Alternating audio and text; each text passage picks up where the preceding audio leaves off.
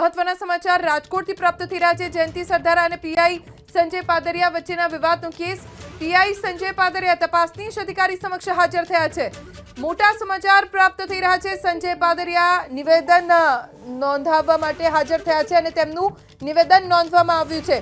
આપને જણાવી દઈએ કે બંને વચ્ચે મારામારી થઈ હતી, બોલાચાલી થઈ હતી। બંને પાટીદાર અગ્રણીઓ રાજકોટમાં જયંતિ સરદારા અને પીઆઈ સંજય પાદરિયા બંને વચ્ચે બબાલ થઈ હતી। પીઆઈ સંજય પાદરિયાનું નિવેદન નોંધવામાં આવ્યું। તેઓ તપાસનીશ અધિકારીની સમક્ષ હાજર થયા છે। અમારા સંવાદદાતા પરાક્રમસિંહ જાડેજા પાસેથી વધુ જાણકારી પ્રાપ્ત કરીશું। જી પરાક્રમ, શું વિગતો?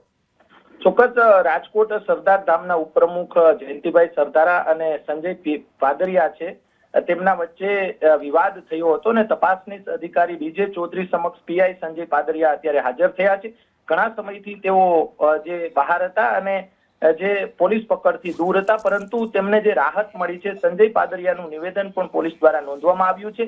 પોલીસ દ્વારા સંજય પાદરિયાને નોટિસ પાઠવી અને મુક્ત કરવામાં આવ્યા છે। પોલીસ દ્વારા અગાઉ જ કોર્ટમાંથી હત્યાના પ્રયાસની કલમો હટાવવાનો રિપોર્ટ કરવામાં આવ્યો છે। હત્યાના પ્રયાસની કલમો હટાવવાના સંદર્ભે પોલીસને સમરી ભરવાનું પણ કહ્યું છે। આગામી દિવસોની અંદર તેમની જે કલમ છે તે પણ હટી જશે। એટલે કે સંજય પાદરિયા છે કે જેમને જે હુમલો કર્યો હતો જયંતિભાઈ સરદારા પર, આ હુમલાના ઘેરા પ્રત્યાઘાત સમગ્ર સૌરાષ્ટ્રમાં પડ્યા હતા અને પીઆઈ સંજય પાદરિયા છે 7 દિવસ બાદ પોતાના ઘરે હાજર રહેતા સમર્થકો અને તેમના જે પરિવારજનો મોટી સંખ્યામાં હાજર રહ્યા હતા।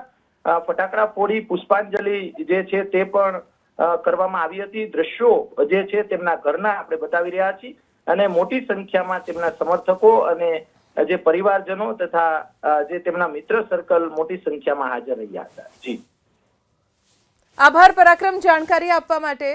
તો 7 દિવસ બાદ પીઆઈ સંજય પાદરિયા પરિવારને મળ્યા છે। જ્યારે તેઓ ઘરે પહોંચ્યા તો તેમનું કંઈક આ રીતે સ્વાગત કરવામાં આવ્યું।